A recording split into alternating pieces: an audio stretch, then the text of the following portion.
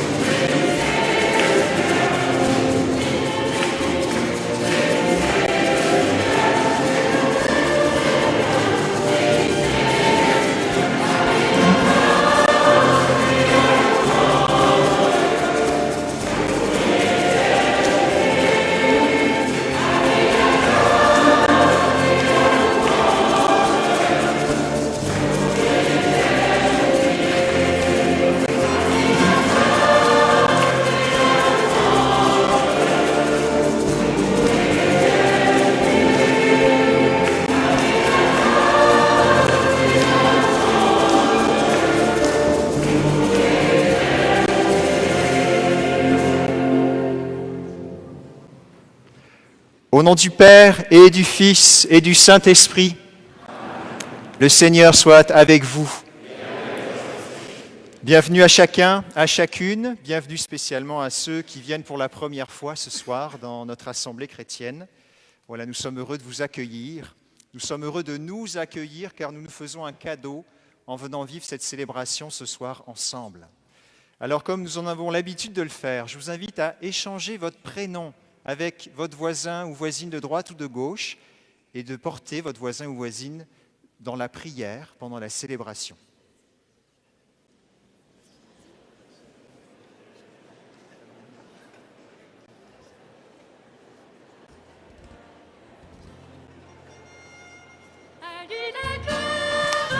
Et la louange pour l'éternité. À lui la gloire et la louange pour l'éternité.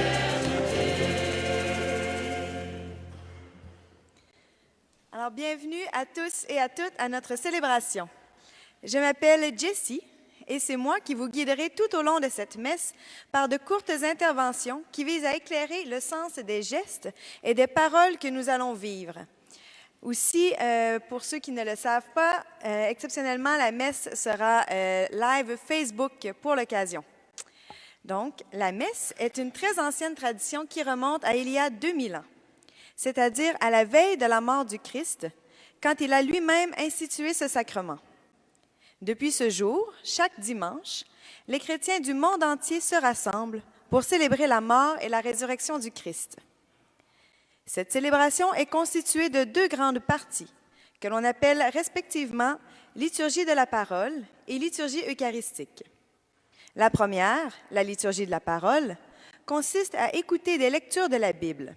La seconde, la liturgie eucharistique, à reprendre les gestes et les paroles que le Christ lui-même nous a transmis en prenant le pain et le vin pour qu'ils deviennent son corps et son sang.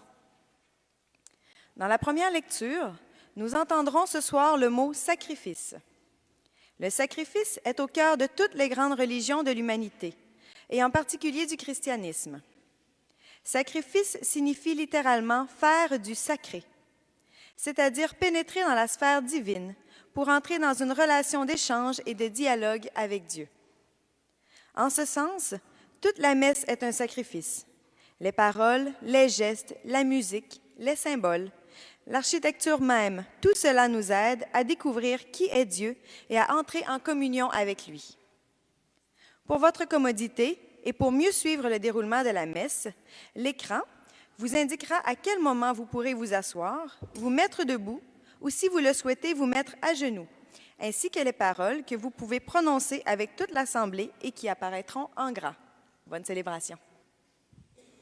Je souhaite aussi la bienvenue à l'abbé Laurent de la communauté des Jardins Chute Chaudière qui concélèbre avec moi ce soir.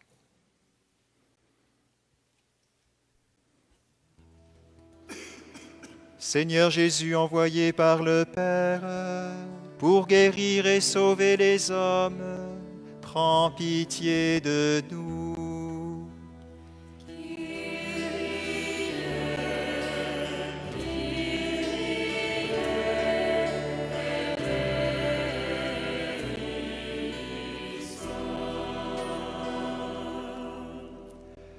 Ô Christ venu dans le monde, appelez tous les pécheurs, prends pitié de nous.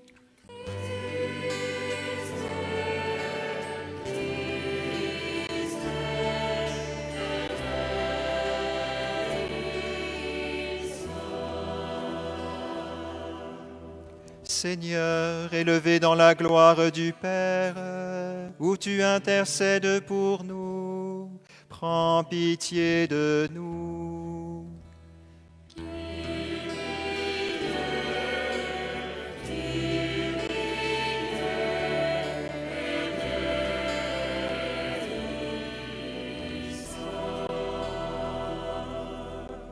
Que Dieu Tout-Puissant nous fasse miséricorde, qu'il nous pardonne nos péchés et nous conduise à la vie éternelle.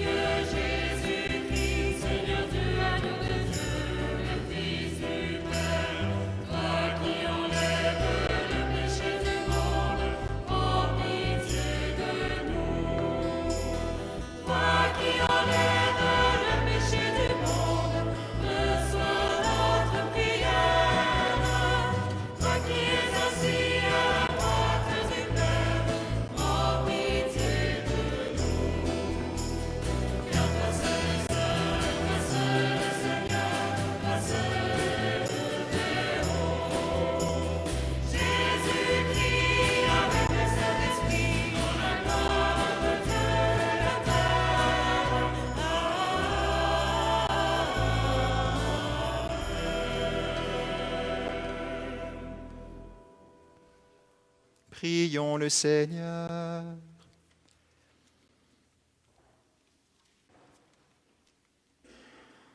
Seigneur, pour que l'œuvre du Christ se poursuive jusqu'à la fin des temps, tu as fait de ton Église le signe du salut que tu offres à tout homme. Ouvre l'intelligence de tes fidèles, fais-leur comprendre que tu les as choisis pour l'évangélisation du monde, de sorte que naissent et grandissent de tous les peuples de la terre, le peuple de tes enfants. Par Jésus-Christ ton Fils, notre Seigneur et notre Dieu, qui règne avec toi et le Saint-Esprit, maintenant et pour les siècles des siècles.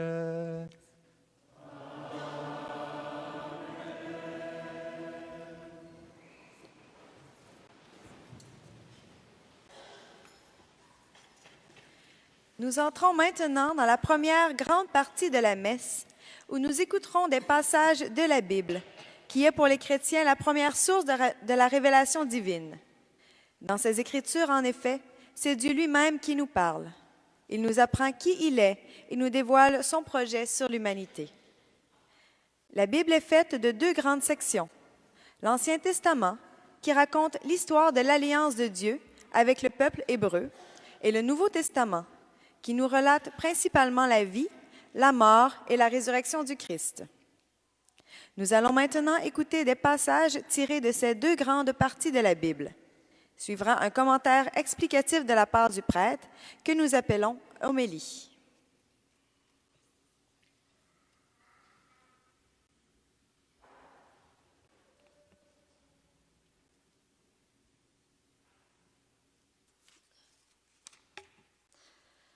Lecture du prophète Isaïe. Broyé par la souffrance, le serviteur a plu au Seigneur. S'il remet sa vie en sacrifice de réparation, il verra une descendance, il prolongera ses jours. Par lui, ce qui plaît au Seigneur réussira. Par suite de ses tourments, il verra la lumière, la connaissance le comblera. Le juste, mon serviteur, justifiera les multitudes. Il se chargera de leurs fautes. Parole du Seigneur.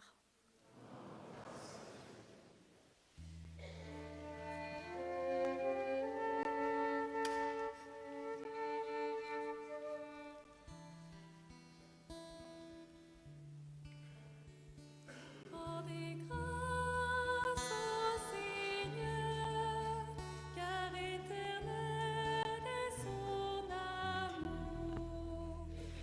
Rendez grâce au Seigneur, car éternel est son amour. Oui, elle est droite la parole du Seigneur. Il est fidèle en tout ce qu'il fait. Il aime le bon droit et la justice. La terre est remplie de son amour. Rendez grâce au Seigneur, car éternel est son amour. Dieu veille sur ceux qui le craignent, qui mettent leur espoir en son amour, pour les délivrer de la mort, les garder en vie au jour de famine. Rendez grâce au Seigneur, car éternel est son amour. Nous attendons notre vie du Seigneur.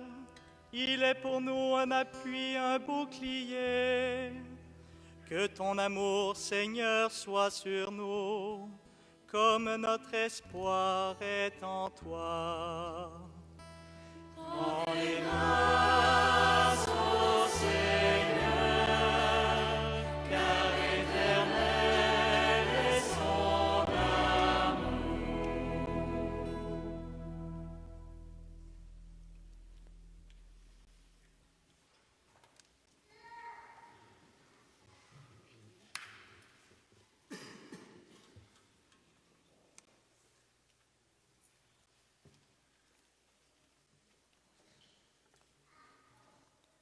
Lecture de la lettre aux Hébreux.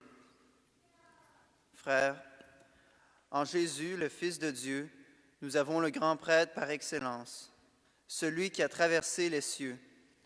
Tenons donc ferme l'affirmation de notre foi. En effet, nous n'avons pas un grand prêtre incapable de compatir à nos faiblesses, mais un grand prêtre éprouvé en toutes choses, à notre ressemblance, excepté le péché. Avançons-nous donc avec assurance vers le trône de la grâce, pour obtenir miséricorde et recevoir en temps voulu la grâce de son secours. Parole du Seigneur.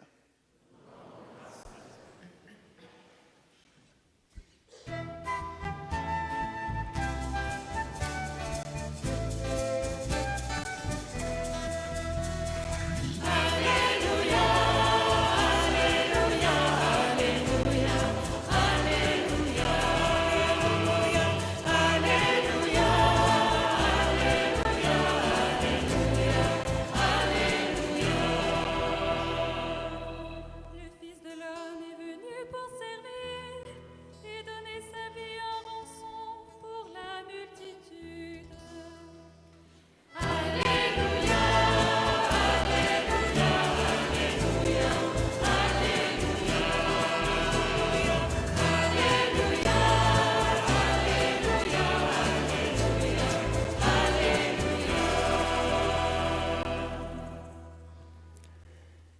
Le Seigneur soit avec vous. Évangile de Jésus-Christ selon saint Marc.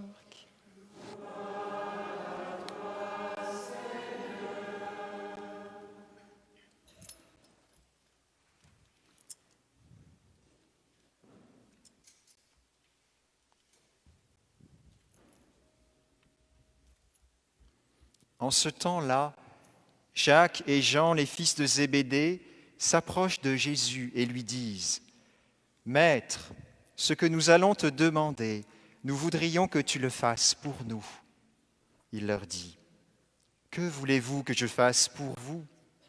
Ils lui répondirent « Donne-nous de siéger l'un à ta droite et l'autre à ta gauche dans ta gloire. » Jésus leur dit « Vous ne savez pas ce que vous demandez. Pouvez-vous boire la coupe que je vais boire, être baptisé du baptême dans lequel je vais être plongé ?» Ils lui dirent « Nous le pouvons. » Jésus leur dit « La coupe que je vais boire, vous la boirez, et vous serez baptisés du baptême dans lequel je vais être plongé. Quant à siéger à ma droite ou à ma gauche, ce n'est pas à moi de l'accorder, il y a ceux pour qui cela est préparé. » Les 10 autres qui avaient entendu se mirent à s'indigner contre Jacques et Jean. Jésus les appela et leur dit « Vous le savez, ceux que l'on regarde comme chefs des nations les commandent en maîtres. Les grands leur font sentir leur pouvoir. Parmi vous, il ne doit pas en être ainsi. Celui qui veut devenir grand parmi vous sera votre serviteur. Celui qui veut être parmi vous le premier sera l'esclave de tous. Car le Fils de l'homme n'est pas venu pour être servi, mais pour servir et donner sa vie en rançon pour la multitude. » Acclamons la parole de Dieu.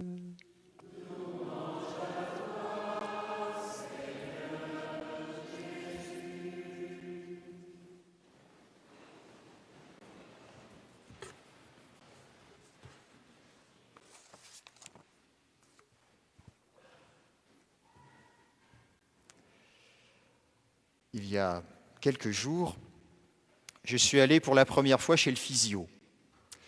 Bon, petit problème de santé à la jambe gauche, rien de trop grave. Mais bon, évidemment, j'y étais avec mon col romain, comme d'habitude. C'était la première fois que je rencontrais cette personne qui m'a accueilli. Puis après le petit temps d'auscultation habituel, le diagnostic, elle commence à m'interroger sur mon métier. Et ça commence ainsi.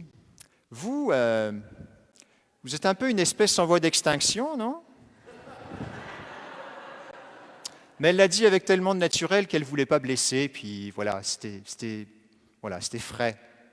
J'ai ri, évidemment. Je l'ai invitée à venir ce soir, peut-être elle est là. Je verrai tout à l'heure. Voilà, c'est cette petite attitude et cette réflexion toute simple nous disent un petit peu, des fois, nous décrivent le paysage dans lequel nous vivons. Puis elle n'a pas tort, cette physio. C'est vrai que le paysage sacerdotal catholique, ça prolifère pas trop, quoi. Il faut le reconnaître. Mais ce qui est intéressant dans cette réflexion, c'est que parfois, ce que même des gens de l'extérieur pensent de nous, nous le pensons aussi nous-mêmes. Parfois, nous-mêmes, nous avons sur l'Église, sur la situation dans laquelle nous sommes, un regard très pessimiste. Très pessimiste. On aime naturellement être dans une équipe qui gagne. Ça, on le vit des fois dans notre travail, dans notre famille, dans les associations où on est engagé. Puis quand on va à la paroisse, on se demande des fois si on n'est pas dans une équipe de losers. Ça peut arriver.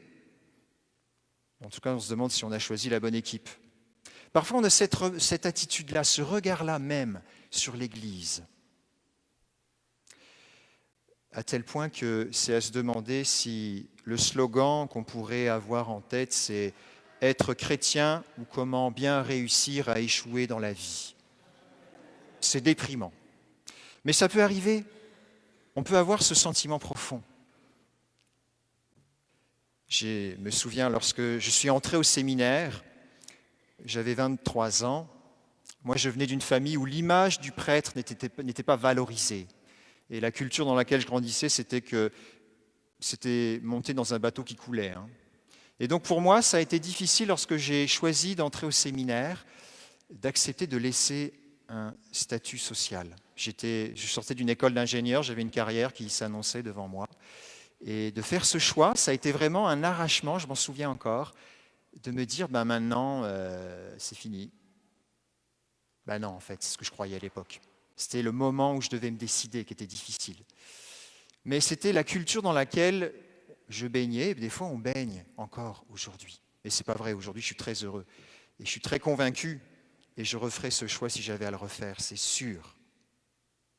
Mais des fois c'est une mentalité catholique qui nous habite. J'étais dans l'Ouest cet été, puis chez des amis farmers, ils me racontaient combien, dans leur culture familiale, on avait l'habitude d'espérer le pire.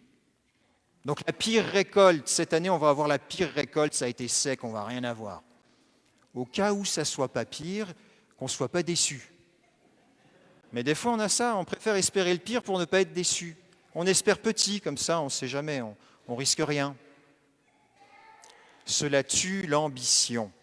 Ambition et catholique, ça ne rime pas ensemble. D'ailleurs, ce n'est pas des mots qui riment. Et pourtant, Dieu a un plan grandiose pour nous. Dieu a de l'ambition pour nous. Le projet de Dieu est ambitieux.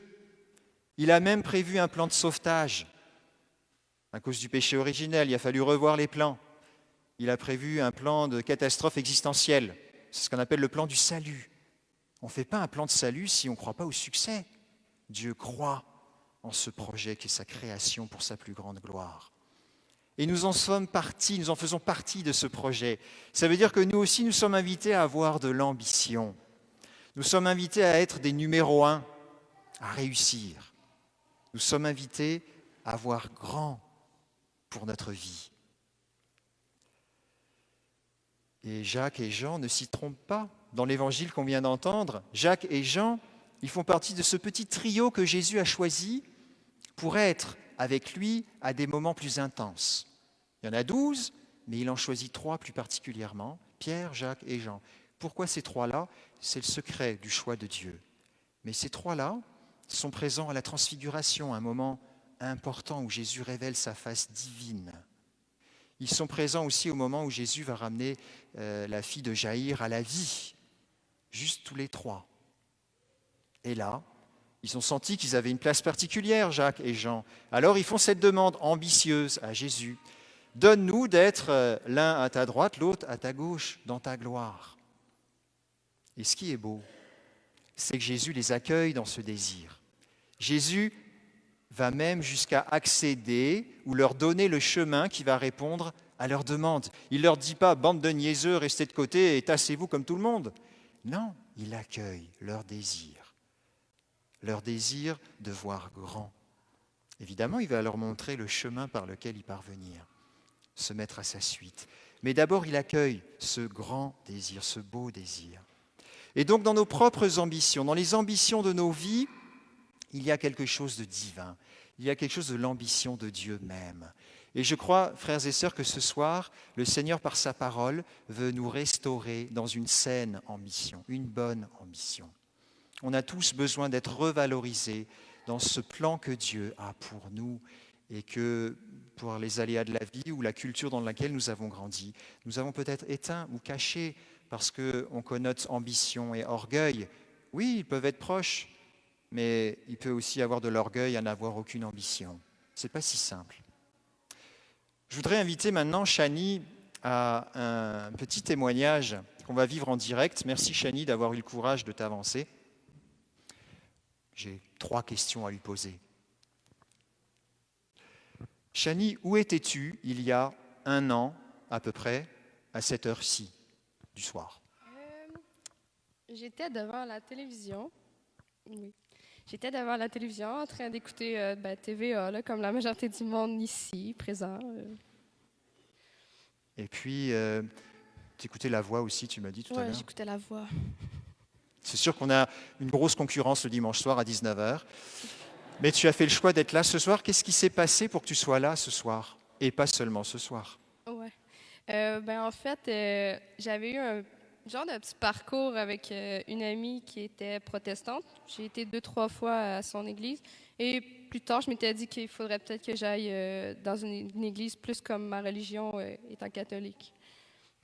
Et puis, qu'est-ce que tu as découvert? Ben, j'ai découvert comment que c'était bien, la paroisse Saint-Thomas d'Aquin, comment c'était accueillant et chaleureux, comment qu'on pouvait se développer par rapport à notre foi et comment c'est bien, en fait. Tu m'as même dit quelque chose tout à l'heure par rapport à la foi, Ouais. que tu as découvert quelque chose. Ben, en fait, oui, j'ai découvert ma foi parce qu'en fait, je savais pas exactement c'était quoi. Donc, il y a un parcours qui s'appelle le parcours Alpha, en fait, qui est là pour nous aider à développer notre foi, à savoir un peu plus c'est quoi la foi et plus les questions un peu plus profondes de la vie en tant que telle, savoir un peu c'est quoi, des questions qu'on se pose puis qu'on n'est pas capable de répondre, puis on est en petit groupe puis on est capable de mieux répondre aux questions puis de s'éclairer un petit peu plus entre amis et collègues de table.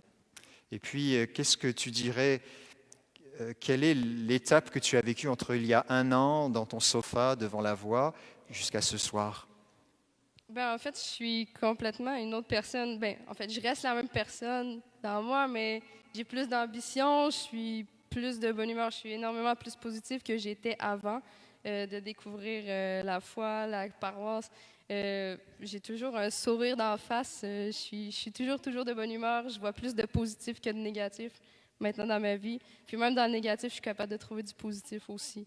En gros, ça m'a vraiment, vraiment aidé à me développer puis à m'accomplir en tant que femme et personne, en fait, dans la vie. Merci, Chani. Merci beaucoup pour ce petit témoignage. Ouais.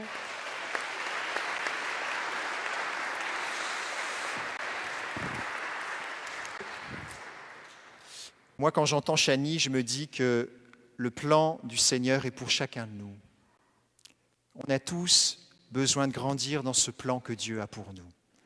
On a des fois l'impression que c'est toujours pour les autres. Tu sais, les grandes grâces, ça arrive aux autres. Et puis les messages divins, ça arrive aux autres. Et puis les expériences spirituelles, ça arrive aux autres. Et on ne se sent comme pas concerné. En fait, le plan de Dieu, il est pour chacun de nous. Et la simplicité du témoignage de Chani en est un témoignage. Dieu agit de manière extraordinaire dans des choses très simples. Très simples. Et ici, à Saint-Thomas d'Aquin, nous croyons que Dieu veut faire de grandes choses dans chacune de vos vies. Pas juste dans une élite.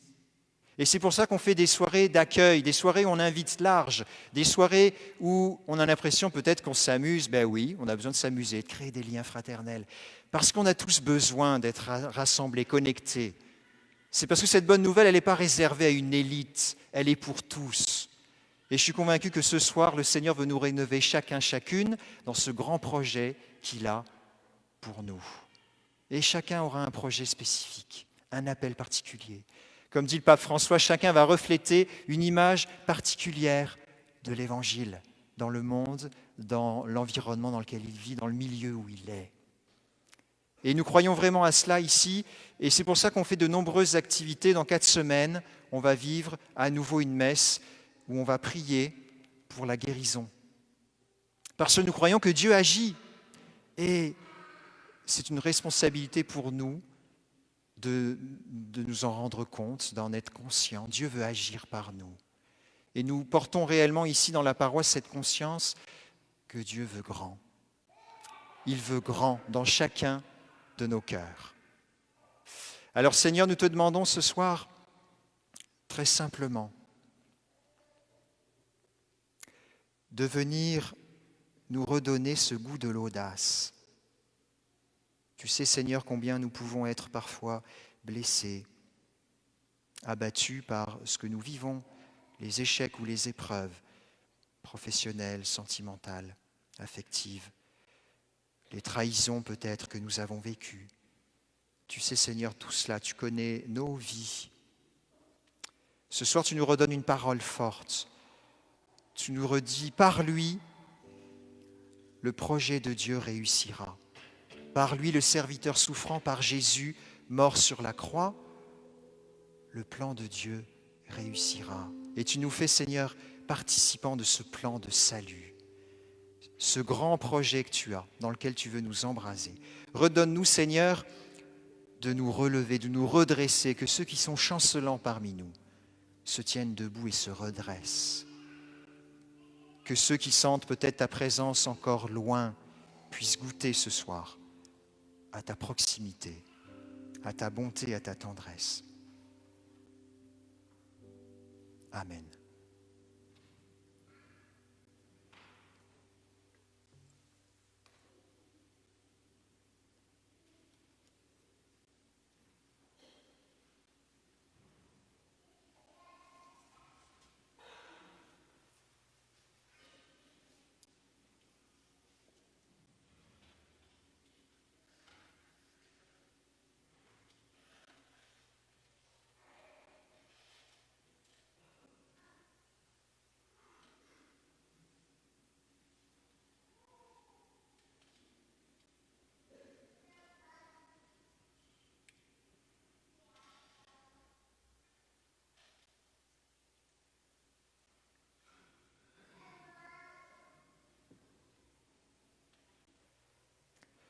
Levons-nous maintenant pour proclamer ensemble d'un même cœur, d'une même voix, notre foi.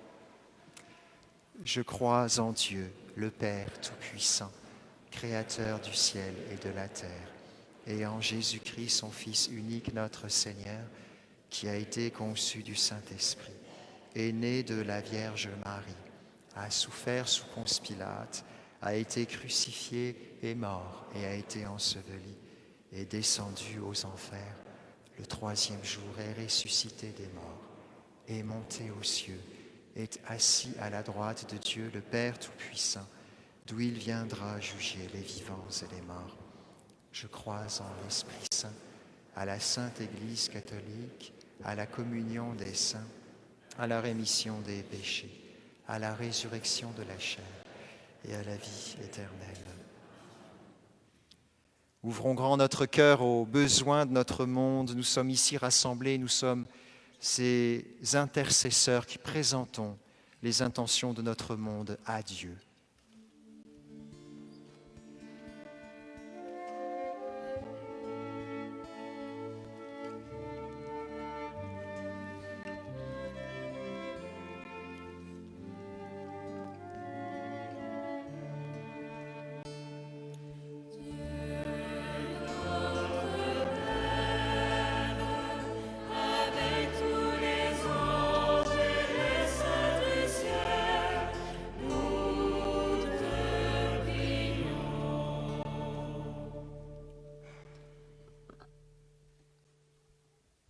Nous te rendons grâce pour l'Église catholique, le pape François et le synode sur les jeunes et la vocation auquel participe notre archevêque, le cardinal Lacroix. Prions pour que l'Église ouvre largement ses portes aux nouvelles générations de croyants.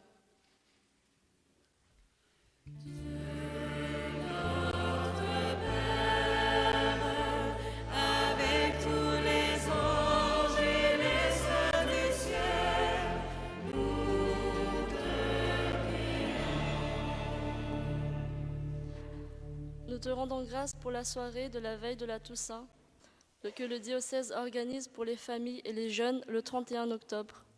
Prions pour que l'Église, en cette soirée de l'Halloween, soit la lumière du monde.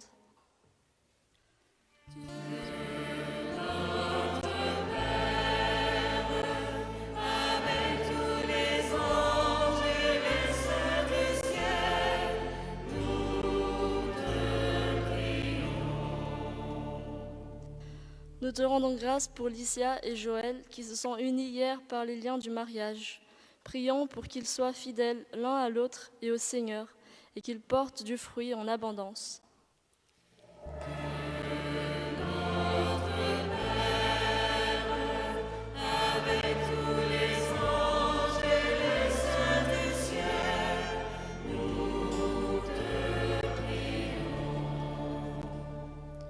Nous te rendons grâce pour le groupe missionnaire Kirigma qui va partir en mission à Sherbrooke en fin de semaine prochaine pour aider le centre Newman de pastoral des étudiants en cette semaine de prière mondiale pour les missions. Prions pour que le feu de la nouvelle évangélisation embrase tous les cœurs. Notre Père,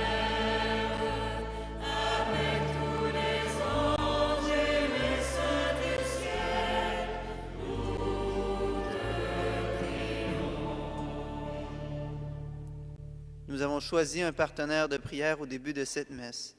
Prenons maintenant un instant de prière silencieuse pour le confier au Seigneur.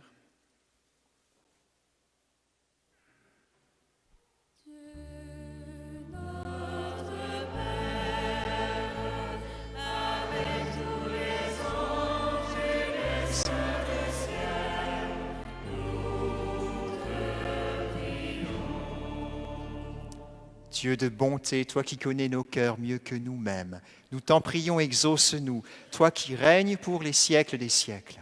Amen.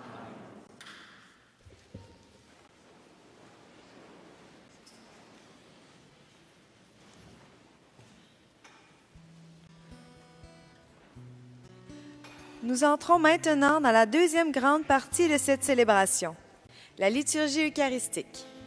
C'est maintenant que la dimension sacrificielle de la messe va atteindre son sommet. Le sacrifice n'est pas forcément quelque chose de douloureux ou de sanglant, mais il s'exprime par une offrande que l'homme fait à son Créateur pour le remercier de ses bienfaits ou pour lui demander pardon de ses fautes. C'est le sens de la procession des offrandes qui va maintenant commencer. Les fidèles offrent le pain et le vin, avec lesquels le sacrifice de Jésus sera commémoré, selon le commandement que lui-même nous a laissé. Faites ceci en mémoire de moi. En lui, les deux dimensions du sacrifice, merci et pardon, se réalisent parfaitement. Le Christ est mort sur la croix en réparation pour nos péchés, mais son offrande constitue aussi un parfait remerciement au Créateur pour les largesses qu'il nous prodigue si généreusement.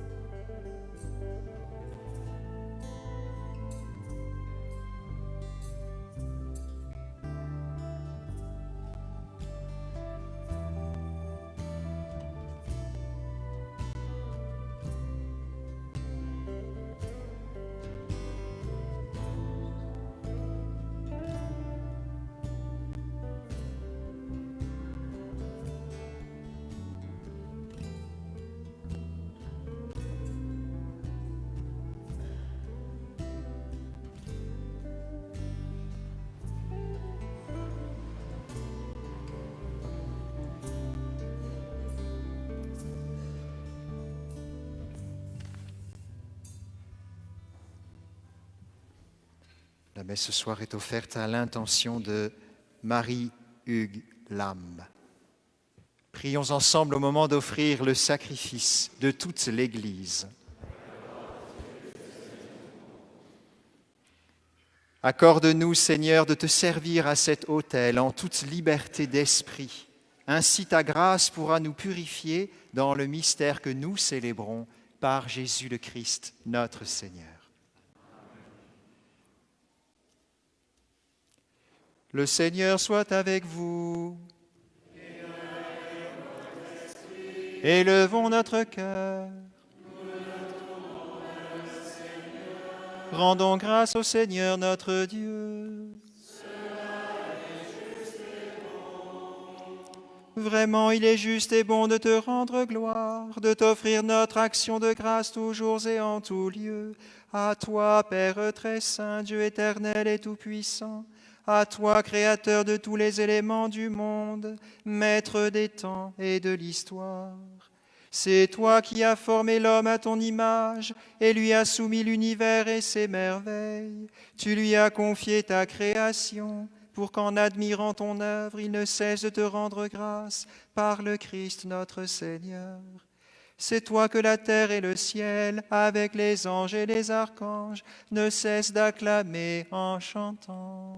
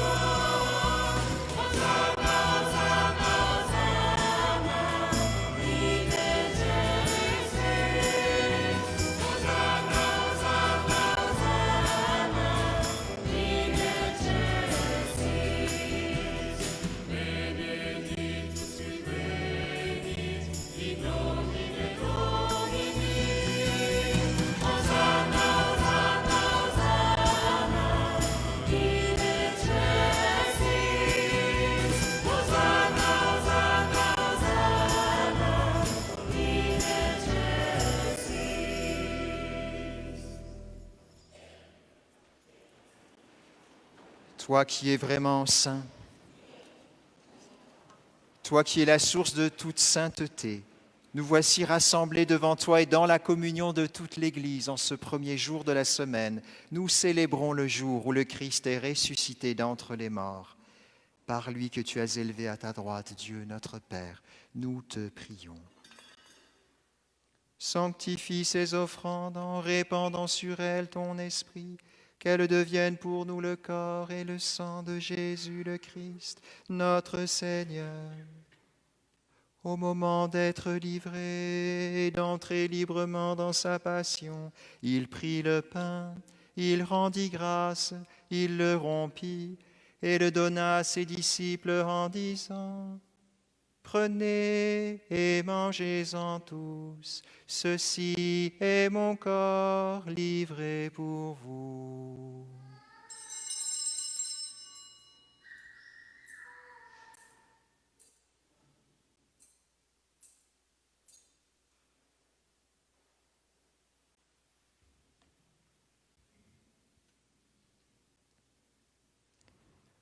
De même, à la fin du repas, il prit la coupe. En te rendant grâce, il la bénit et la donna à ses disciples en disant : Prenez et buvez-en tous, car ceci est la coupe de mon sang, le sang de l'alliance nouvelle et éternelle, qui sera versé pour vous et pour la multitude, en rémission des péchés. Vous ferez cela en mémoire de moi.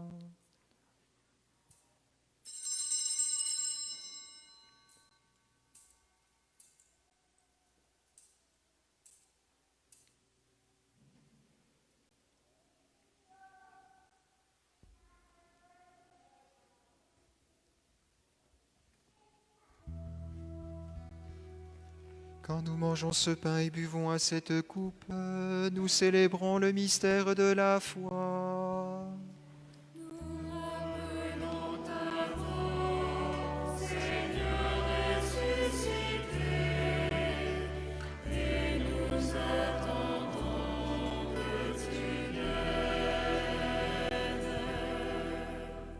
Faisant ici mémoire de la mort et de la résurrection de ton Fils, nous t'offrons, Seigneur, le pain de la vie et la coupe du salut, et nous te rendons grâce, car tu nous as choisis pour servir en ta présence.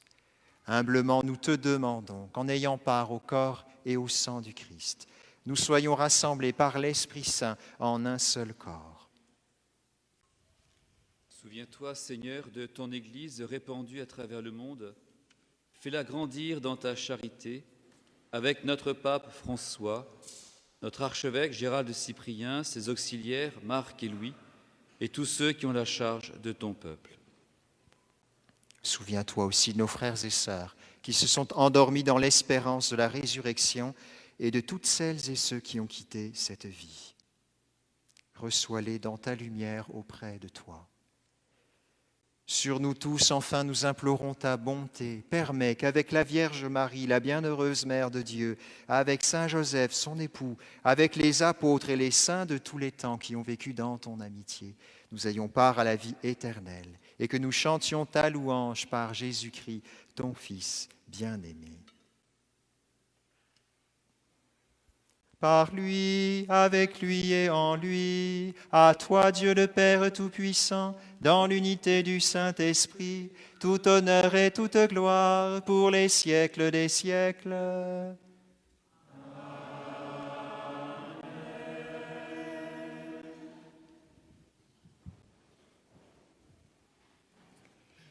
Chers amis, comme Jésus nous l'a appris, nous pouvons dire avec confiance: Notre Père, qui es aux cieux, que ton nom soit sanctifié, que ton règne vienne, que ta volonté soit faite sur la terre comme au ciel.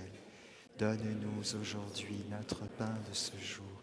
Pardonne-nous nos offenses, comme nous pardonnons aussi à ceux qui nous ont offensés. Et ne nous soumets pas à la tentation, mais délivre-nous du mal. Délivre-nous de tout mal, Seigneur, et donne la paix à notre temps. Par ta miséricorde, libère-nous du péché.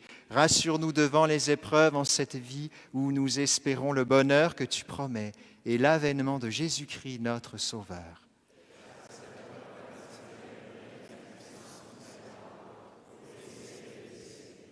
Seigneur Jésus-Christ, tu as dit à tes apôtres: je vous laisse la paix, je vous donne ma paix. Ne regarde pas nos péchés, mais la foi de ton Église. Pour que ta volonté s'accomplisse, donne-lui toujours cette paix et conduis-la vers l'unité parfaite, toi qui règnes pour les siècles des siècles.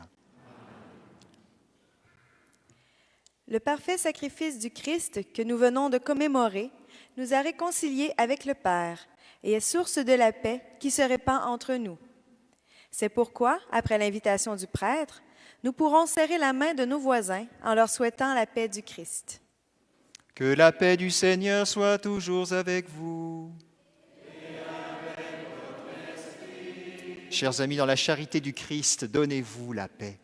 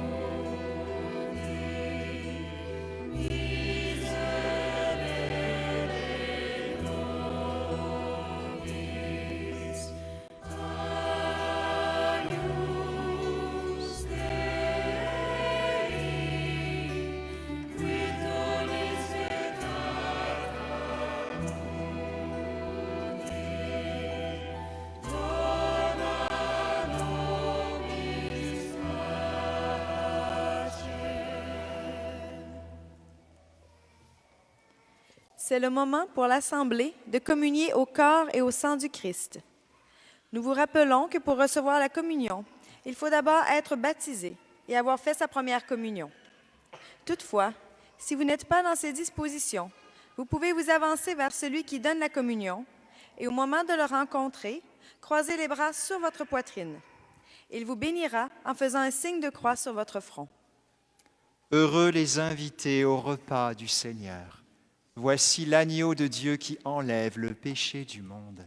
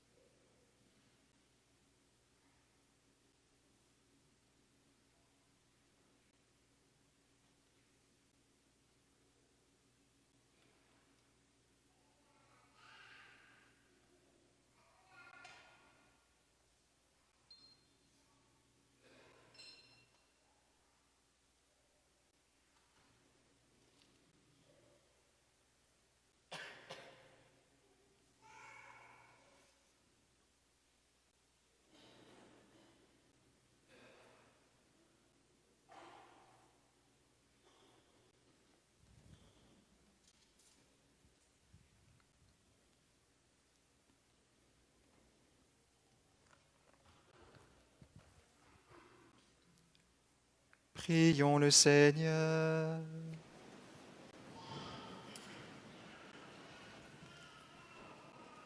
Nous recevons de toi, Seigneur, les vivres que nous aurons dans ton royaume, et nous te prions pour les hommes qui ne te connaissent pas, par ce sacrement du salut éternel, en nourrissant la foi de ton Église, attire à la vérité toujours plus de croyants. Par Jésus le Christ, notre Seigneur.